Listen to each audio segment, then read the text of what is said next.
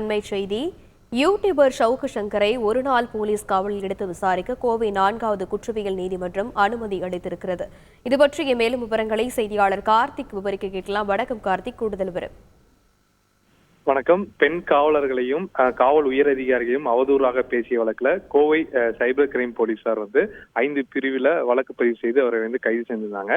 இந்த வழக்குல மேல் விசாரணைக்காக நீதிமன்றத்துல மனு ஒன்றை போலீசார் தாக்கல் செய்தாங்க. அந்த மனுவுல 5 நாட்கள் சவுக்கு சங்கரை காவலில் வைத்து விசாரிக்க வேண்டும் என்ற ஒரு மனுவை வைத்திருந்தாங்க. இதனை விசாரித்த நீதிபதி நாளை மாலை 5 மணி வரைக்கும் சவுக்கு சங்கரை காவலில் எடுத்து விசாரிக்கிறதுக்கு அனுமதி கொடுத்திருக்காங்க. மேலும் அந்த காவலில் எடுத்து விசாரிக்கும் பொழுது அவருடைய வழக்கறிஞர்களை சந்திக்கவும் அனுமதி கொடுக்கப்பட்டிருக்கு. நாளை 5 மணி அளவுல நீதிமன்றத்துல மறுபடியும் அவரை ஆஜர் செய்யவும் இந்த உத்தரவு பிறப்பிக்கப்பட்டிருக்கு.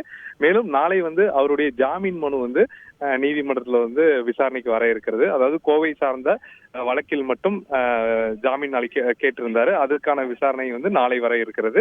இந்த சூழல்ல ஒரு நாள் விசாரணைக்காக தற்போது சைபர் கிரைம் போலீசார் அவரை அழைத்து சென்றிருக்காங்க. போலீஸ் பயிற்சி பள்ளி வளாகத்தில் வைத்து அவரை விசாரிக்கப்படும் என காவல்துறை அதிகாரிகள் மத்தியில் முதற்கட்ட தகவல் வந்திருக்கு. விரிவான விவரங்களுக்கு நன்றி கார்த்திக்.